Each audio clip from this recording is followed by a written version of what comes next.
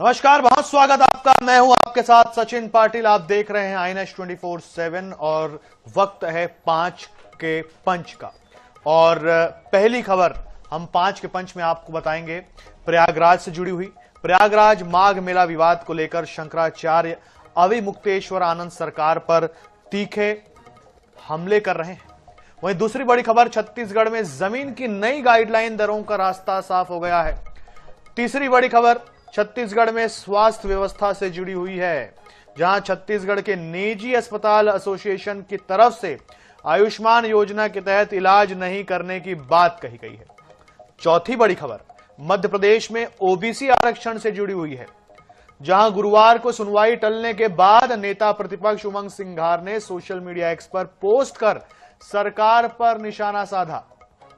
पांचवी बड़ी खबर छत्तीसगढ़ के सुकमा से है, जहां 4 नक्सलियों ने सरेंडर किया है। ये विंडो में आप देखिए पांचों खबरों के बारे में, जिन्हें हम आपको अभी बताएंगे।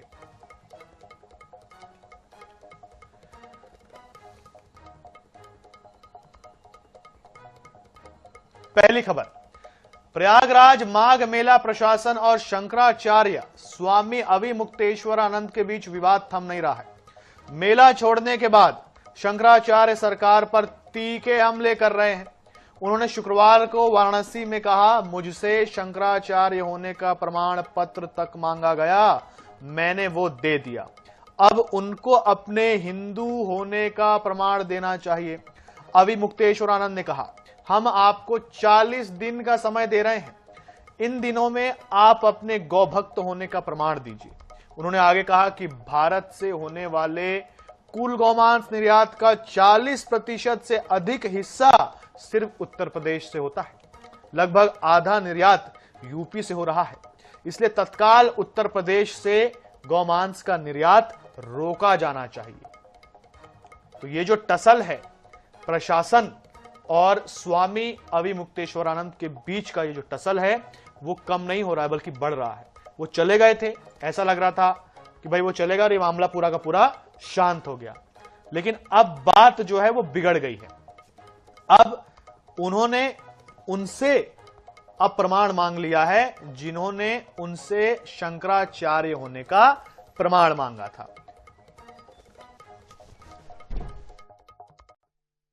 बात यह है कि हमारा प्रमाण तो उन्होंने मांग लिया, अब उनको प्रमाण देने की जरूरत है कि वो हिंदू हैं कि नहीं। और हिंदू होने की पहली शर्त है गौरक्षक होना चाहिए। उनके प्रदेश में निरंतर गौ हत्या हो रही है, इसलिए हमने उनको कहा है कि पहले तो गौ मांस का निर्यात अपने प्रदेश से बंद करिए और दूसरे गौ माता को राज्य माता घोषित करिए। ये आपके हाथ में है। 40 दिन का हमने समय दिया है। अगर 40 दिन में वो ये नहीं कर पाते, अपने धार्मिक अधिकारों का प्रयोग करते हुए उनको हिंदू घोषित करना पड़ेगा। तो संवाददाता SM आमिर हमारे साथ में है, इस पर अधिक जानकारी के साथ में। आमिर, आपसे समझना चाहेंगे कि ये जो मामला है वो सुलझता नहीं दिख रहा है। तो देखिए, एक तरफ से सीधी सीधी जंग छेड़ दी है लगता है प्रशासन की विरुद्ध में स्वामी जी ने, और पहले उनसे प्रमाण मांगा गया कि भाई आप शंकराचार्य हैं, इसका प्रमाण दीजिए, लेकिन अब उन्होंने मांग लिया गौभक्त होने का प्रमाण। उन्होंने घेरने का भी प्रयास किया है। वो कह रहे हैं कि गौमांस का निर्यात 40% उत्तर प्रदेश से हो रहा है। अब समझ नहीं आ रहा है कि सरकार का क्या स्टैंड होगा। क्या लगता है आपको? देखिए, सरकार का जो भी स्टैंड होगा अभी देखने वाली बात होगी, मगर जिस तरह से ये लगातार विवाद बढ़ता जा रहा है, क्योंकि अब ये मुद्दा प्रयागराज से निकलकर पूरे प्रदेश और देश भर में हो गया है। और जिस तरह से इन्होंने पहले भी कहा था कि अगर मुझे जो भी माफीनामा सरकार मांगती है लिखित में, और चारों शंकराचार्यों को प्रोटोकॉल देती है, हर साल सेट करती है, तो उसके बाद वे ये स्नान करेंगे और ये विवाद खत्म होगा। मगर आज बनारस में जिस तरह से उन्होंने काशी में बयान दिया प्रेस कॉन्फ्रेंस के दौरान कि मुख्यमंत्री ने जिस तरह से मुझसे मांगा गया तो शंकराचार्य होने का सबूत मैंने 24 घंटे में दिया, अब मुख्यमंत्री 40 दिन में सबूत दे कि वे हिंदू हैं और गौ माता को राजमाता घोषित करें। और इससे पहले भी उन्होंने मुख्यमंत्री पर सवाल किए थे प्रयागराज से। उन्होंने ये भी कहा था कि जब कोई मुख्यमंत्री संत नहीं है, क्योंकि जब वो मठ में थे तो उन्होंने हिंदू की रक्षा के लिए शपथ ली थी, मगर जब वे मुख्यमंत्री की शपथ ले रहे थे तो सर्वधर्म की रक्षा की उन्होंने शपथ ली है, तो ऐसे में वे संत नहीं। अब मुख्यमंत्री तो इस तरह से वो पहले भी बयान दे चुके हैं और अब ये एक और बयान कहीं ना कहीं इसमें अब चर्चा गर्माती नजर आ रही है और ये मुद्दा शांत होता दिख नहीं रहा है। जी ठीक है आमिर, मैं आपके एक्सपीरियंस से समझना चाहूंगा कि कहां जाता हुआ दिख रहा है आपको ये पूरा मामला, क्योंकि सीधे सीधे उत्तर प्रदेश के मुख्यमंत्री योगी आदित्यनाथ को उन्होंने चुनौती दे दी है। योगी आदित्यनाथ जो है वो सिर्फ उत्तर प्रदेश के मुख्यमंत्री तक सीमित नहीं है, आज बीजेपी के जो बड़े सीनियर लीडर्स हैं उनमें चर्चा होती है। देखिए, मुख्यमंत्री की चर्चा सीनियर लीडर्स में होती है और वे कहीं भी प्रचार में जाते हैं तो कहीं ना कहीं उसका प्रभाव पड़ता है, मगर इसके साथ साथ हम एक और चीज अगर बात करें कि जिस तरह से मुख्यमंत्री अपने स्टैंड पर है, सरकार के जो प्रशासन के लोग हैं वो अपने स्टैंड पर, और उसी में डिप्टी सीएम का बयान आना कि वो पूज्य संत है शंकराचार्य, मैं उनकी चरणों में नमन करता हूं, उन्हें स्नान करना चाहिए, तो कहीं ना कहीं पार्टी भी दो घड़ों में दिख रही है, प्रशासन के लोग भी दो घड़ों में, तो कहीं ना कहीं ये विवाद कुछ और ही और जाता दिख रहा है। और इस पे आप समझ सकते हैं कि किस तरह से ये पूरा चर्चा का विषय बन रहा है। आमिर, मैं आने वाला था आपके पास में, इस पर भी आपसे ये बयान चाहूंगा मैं कि एक तरफ उत्तर प्रदेश सरकार है, मुख्यमंत्री योगी आदित्यनाथ को उन्होंने चुनौती दी है स्वामी जी ने, लेकिन कहीं स्टैंड जो है मेरे को अलग दिख रहा है डिप्टी सीएम का, जैसे कि आपने बताया। जी हाँ, देखिए, डिप्टी सीएम का जब बयान आता है तो उसके बाद खुद जो शंकराचार्य अभिमुक्तेश्वर सरस्वती, उनका भी एक बयान आता है कि ये जो डिप्टी सीएम है समझदार है, इनको मुख्यमंत्री के पद पर होना चाहिए। तो कहीं ना कहीं ऐसा लग रहा है कि कहीं ना कहीं इस सारे चीज का असर यूपी सरकार और मुख्यमंत्री की सीट पर पड़ता नजर आ रहा है। जी बिल्कुल आमिर, जानकारी के लिए बहुत धन्यवाद आपका। बिल्कुल अब देखना होगा कि ये पूरा मामला जो है वो कहां तक जाता है, क्योंकि ऐसा लग नहीं रहा है कि ये मामला अभी फिलहाल शांत होने वाला है। चलिए अब बात करेंगे 5 के पंच की दूसरी खबर की। छत्तीसगढ़ में जमीन की नई गाइडलाइन दरों का रास्ता साफ हो गया है। बढ़ी हुई दरों में संशोधन के बाद रायपुर और कोरबा जिले में आज से संशोधित गाइडलाइन दरें लागू हो गई हैं। बता दें कि शासन के निर्देश पर रायपुर और कोरबा की जिला मूल्यांकन समितियों ने संशोधन प्रस्ताव केंद्रीय मूल्यांकन बोर्ड को भेजे थे, जिन्हें महानिरीक्षक पंजीयन की अध्यक्षता में हुई बैठक में अनुमोदन दे दिया गया। मामले में मुख्यमंत्री विष्णुदेव साय ने कहा कि राज्य शासन का उद्देश्य भूमि और संपत्ति पंजीयन प्रक्रिया को पारदर्शी और जनहितैषी बनाना है। गाइडलाइन दरों का समय समय पर पुनरीक्षण वास्तविक बाजार मूल्य के अनुरूप किया जा रहा है, जिससे आम नागरिकों को सुविधा मिले।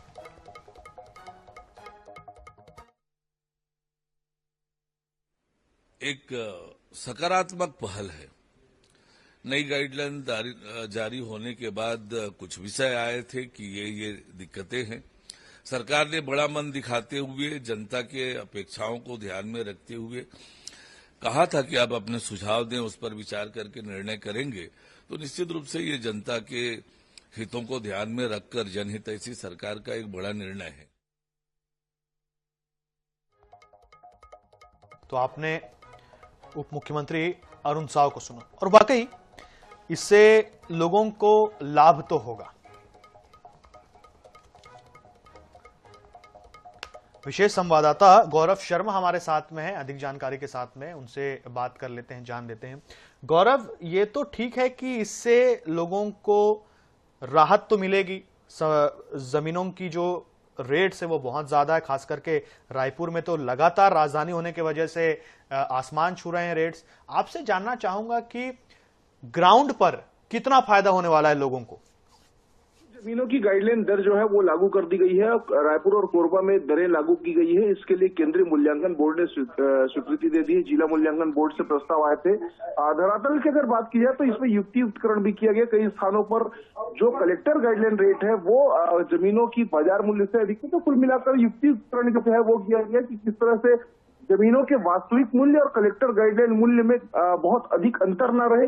इससे जो कर्ज लेने वाले लोग हैं, जो रजिस्ट्री कराने वाले लोग हैं, किसी भी व्यक्ति को, किसी भी वर्ग को परेशानियों का सामना न करना पड़े, इस बात को ध्यान में रखते हुए इसका निर्धारण किया गया है। 20 नवंबर को जो दरें जारी की गई थी उसमें कई तरह के आशंकाएं लोगों ने जाहिर की थी, इसको देखते हुए राज्य सरकार ने निर्णय लिया कि इसमें जो सुझाव आमंत्रित किए गए हैं, जो सुझाव शामिल किए गए, उनको देखा गया, उनके परीक्षण किए गए और कई जो सुझाव है उसको इसमें इम्प्लीमेंट किया गया, लागू किया कर अब नई दरों को लागू कर दिया गया है। आज से दोनों ही जिलों में, कोरबा में और रायपुर में प्रभावशील हो गई है और इसके बाद ही जो धरातल पर है जमीन की गाइडलाइन रेट, उसी आधार पर रजिस्ट्री होगी। ये माना जा रहा है कि इससे आम लोगों को भी परेशानियों का सामना नहीं करना पड़ेगा। जो कई तरह की दरें एक ही क्षेत्र में थी उसका भी निर्धारण किया गया, साथ ही बिल्डअप एरिया में जो कमी की गई थी उसको भी लागू किया गया। तो कई तरह की जो दरें हैं, विषमताएं थी, उसको दूर करके युक्तियुक्तकरण करके इसको लागू कर दिया गया और प्रभावी हो गई आज से दरें। बिल्कुल, और इस कदम को मुख्यमंत्री विष्णुदेव साय ने खुद भी सराहा है। गौरव, ये भी जानना चाहेंगे आपसे कि क्या अभी से ही फायदा मिलना शुरू हो गया है लोगों को? निश्चित रूप से आज से ये जो दरें हैं वो लागू कर दी गई है। 30 जनवरी से दरों को लागू कर दिया गया। जिला मूल्यांकन समिति के द्वारा केंद्रीय मूल्यांकन बोर्ड को ये प्रस्ताव भेजे जाते हैं और केंद्रीय मूल्यांकन बोर्ड की स्वीकृति के बाद इसे दोनों ही जिलों में लागू कर दिया गया। तो कुल मिलाकर तत्काल जो जमीन की गाइडलाइन रेट है उसका लाभ आम लोगों को मिलना शुरू हो गया है। जी गौरव, जानकारी के लिए बहुत धन्यवाद आपका। तो देखिए, अभी से ही ये फायदा जो है वो मिलना शुरू हो गया है। संपत्ति गाइडलाइन दरों में संशोधन को मंजूरी मिल गई है। रायपुर और कोरबा में यह हुआ है। इससे लोगों को काफी फायदा मिलेगा और अन्य जिलों के लिए प्रस्ताव भी जो है वो जल्द ही अन्य जिलों के लिए भी अच्छी खबर आ सकती है।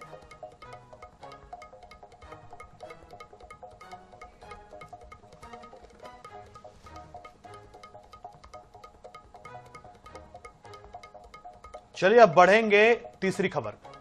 छत्तीसगढ़ में स्वास्थ्य व्यवस्था को लेकर बड़ी खबर है।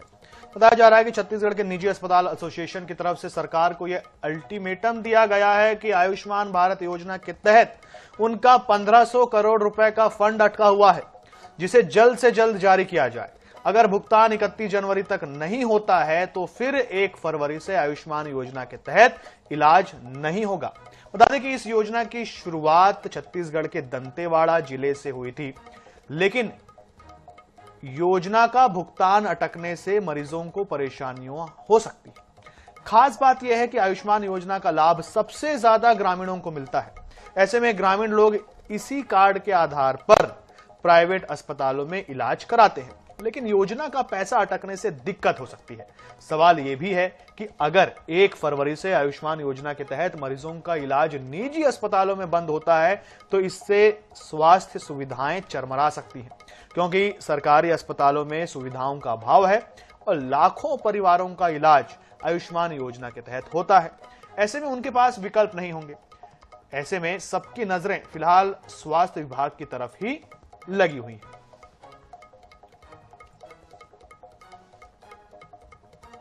आर्थिक रूप से कमजोर जो मरीज हैं उन्हें परेशानी होगी। सहयोगी मोनिका दुबे है हमारे साथ में अधिक जानकारी के लिए। मोनिका, ये तो फ्लैगशिप योजना है, इसमें तो कोई समस्या नहीं आनी चाहिए, क्योंकि केंद्र में भी बीजेपी की सरकार है, यहां पर भी बीजेपी की सरकार है। ये पहली बार तो ऐसा नहीं हो रहा है। जी बिल्कुल, देखिए आयुष्मान कार्ड योजना से जुड़ी सारी खबरें हैं जहां पर भुगतान नहीं होने के कारण जो निजी अस्पतालों ने यह स्पष्ट रूप से कह दिया है कि भुगतान नहीं तो इलाज नहीं। स्वास्थ्य मंत्री श्याम बिहारी जायसवाल जी से भी आज जब मैंने बातचीत की तो उन्होंने कहा कि भुगतान कांग्रेस कुछ रुके हुए हैं, जिसे जल्द से जल्द क्लियर कर दिया जाएगा। 1500 करोड़ रुपए के भुगतान की बात यहाँ पर सामने आ रही है जो अस्पतालों द्वारा कही जा रही है, लेकिन श्याम बिहारी जायसवाल कैबिनेट मंत्री जो है, स्वास्थ्य मंत्री जो है, उनका कहना है कि कुछ 400-500 करोड़ रुपए ही जो है वो बाकी रह गए हैं। कांग्रेस के समय के बिल और पर्चे ही क्लियर करते करते अभी 2 साल उन्हें बीत चुके हैं। यानी कि कांग्रेस द्वारा जो सिस्टम को जो प्रचार किया गया था उसे ही वो सुधार रहे हैं, ऐसा उनका कहना है। लेकिन अब निजी अस्पतालों ने ये कह दिया है कि भुगतान नहीं तो इलाज नहीं। इसका सीधा असर जो ग्रामीण क्षेत्रों के लोग हैं उनके ऊपर और इलाज करवाना चाहते हैं उन पर सीधा असर पड़ेगा। ऐसे में देखने का विषय ये होगा कि आने वाले समय में कितनी दिक्कतें से लेकर होगी। क्या छत्तीसगढ़ सरकार जो दावे कर रही है, मंत्री जो दावे कर रहे हैं कि भुगतान जल्द से जल्द हो जाएगा, वो हो पाता है यानी देखने वाला विषय होगा। फिलहाल ये बड़ी खबर है क्योंकि इलाज जो है इससे लगातार प्रभावित होगा कि जितने निजी अस्पतालों में जो आयुष्मान कार्ड के जरिए जो इलाज होते हैं वो पूरी तरीके से बाधित होते नजर आएंगे। मोनिका, जैसे कि आपने बताया कि ये आश्वासन दिया गया है कि जल्द से जल्द ये जो समस्या है उसको सुलझा लिया जाएगा। आपसे ये समझना चाहेंगे, ये तो अति आवश्यक योजना है, इससे तो लाखों लोगों को फायदा होता है। ग्रामीण अंचल के जो लोग होते हैं उनकी निर्भरता तो इसी कार्ड पर होती है। जब से आयुष्मान योजना आई है तब से तो उनको बहुत ज्यादा सहूलियत मिलती है। सरकार कह रही है कि ठीक है हम इसको कर देंगे, सुलझा देंगे, लेकिन फिर जब महतारी वंदन योजना की तरफ मेरी नजर जाती है तो वहां तो समय से भुगतान हो रहा है। ये तो अति आवश्यक योजना है, इस पर तो ज्यादा ध्यान होना चाहिए सरकार का।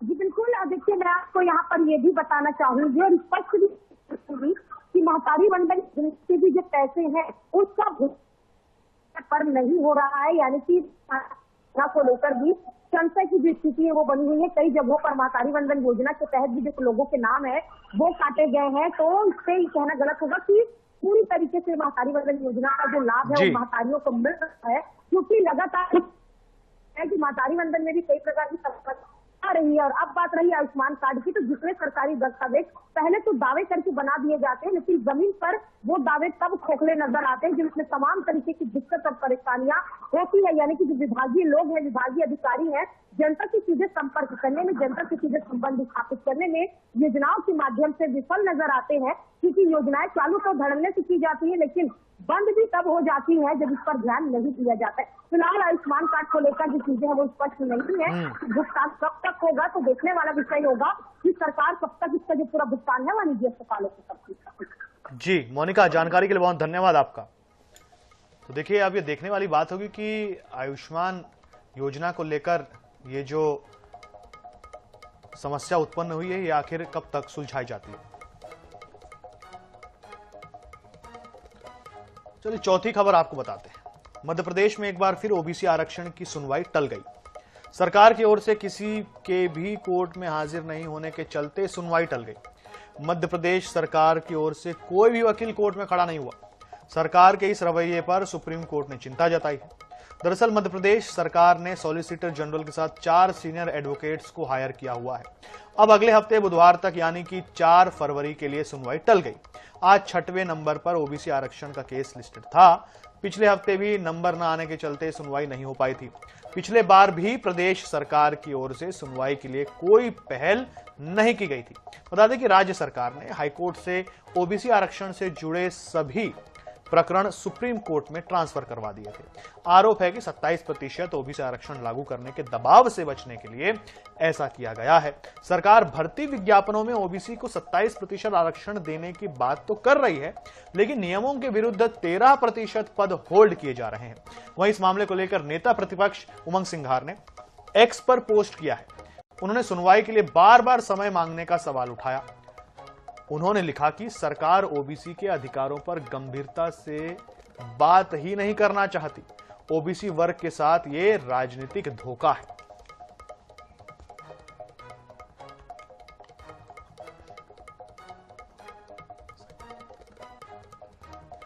संवाददाता अंकुश मौर्य हमारे साथ में है अधिक जानकारी के साथ में। अंकुश, सुनवाई टल गई, उसका कारण था क्योंकि सरकार की तरफ से कोई आया ही नहीं। इसका कारण क्या हो सकता है? देखिए, लगातार विपक्ष भी सवाल उठा रहा है और ये सवाल तो उठेंगे ही, क्योंकि एक तरफ सरकार कहती है कि हम 27% आरक्षण देना चाहते हैं ओबीसी को, दूसरी तरफ वकील सुप्रीम कोर्ट में पेश नहीं हो रहे हैं जो जिनको पैरवी करना है सरकार की तरफ से। ऐसे में उन अभ्यर्थियों का भविष्य लटका हुआ है अधर में, जो पद होल्ड कर दिए गए हैं, करीब हजारों में संख्या है उनकी, और वो पद होल्ड है, वो आस लगाए बैठे हैं ओबीसी के अभ्यर्थी के पद जो है उन पर भर्ती होगी और उन्हें सरकारी नौकरी मिल जाएगी।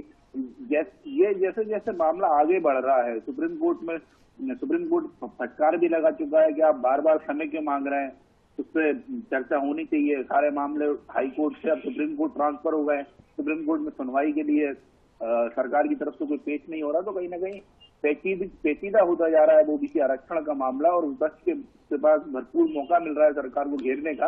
अब सरकार ही बता पाएगी कि आखिर इतनी संजीदा जो सब्जेक्ट है, आरक्षण का जो मुद्दा है, उसको इस तरह टाला क्यों जा रहा है।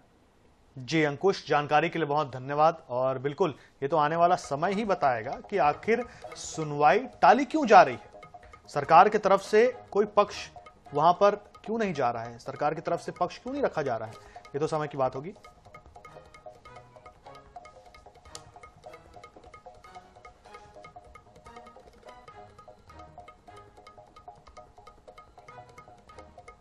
चलिए अब बात करेंगे पांचवी और अंतिम खबर की। छत्तीसगढ़ में नक्सलवाद के खिलाफ अभियान को बड़ी सफलता मिली है। सुकमा जिला मुख्यालय में शुक्रवार को 8 लाख रुपए के इनामी 4 नक्सलियों ने हथियारों सहित पुलिस के सामने आत्मसमर्पण किया। इनमें एसीएम रैंक के नक्सली और 2 महिला नक्सली शामिल हैं।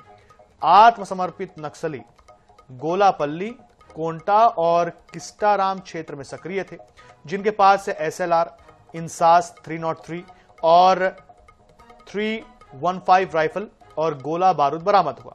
यह कार्रवाई सुकमा पुलिस और आंध्र प्रदेश की पुलिस के संयुक्त प्रयास से पूना मार्गेम पुनर्वास से पुनर्जीवन अभियान के तहत हुई। पुलिस ने अन्य नक्सलियों से भी आत्मसमर्पण की अपील की है। तो लगातार नक्सल मोर्चे पर जवानों को सफलता मिल रही है। बड़ी संख्या में नक्सलियों को ढेर किया जा रहा है एक तरफ, दूसरी तरफ नक्सली खुद हथियारों के साथ सरेंडर कर रहे हैं। इसके कारण 2 हैं। नक्सलियों को पता है कि कार्रवाई आक्रामक हो रही है, कभी भी ढेर हो सकते हैं, क्योंकि जवान अब उन इलाकों में घुस रहे हैं जो कभी घने नक्सल क्षेत्र हुआ करते थे। घने नक्सल क्षेत्र यानी कि पहले उतनी जंगल के अंदर में नहीं जाया जाता था, लेकिन अब अपनी नीति जवानों ने बदली है और अब वो नक्सलियों की मांद में घुसकर जंगल के बीच में जो इलाके नक्सलियों के लिए सेफ माने जाते थे, उन इलाकों में घुस करके अब जवान अपने ऑपरेशन को अंजाम दे रहे हैं। 4 हथियार के साथ समाज की मुख्यधारा में शामिल होने के उद्देश्य से आज पुनर्वास किया है। वर्ष 2024 एवं 25 में काफी सकारात्मक और निर्णायक रहा। बस्तर संभाग के अंतर्गत पुलिस एवं अन्य जितना भी सुरक्षा बल जो इधर डिप्लॉयड और कार्य कर रहा है, इस अवधि में लगभग 2400 से अधिक माओवादी कैडर ने हिंसा त्याग करके समाज की मुख्यधारा में शामिल हुई है और उनका पुनर्वास की जा रही है। तो इसी के साथ 5 का पंच में इतना ही। देश और दुनिया से जुड़े रहने के लिए देखते रहिए INS 24/7। मुझे दीजिए इजाजत। नमस्कार।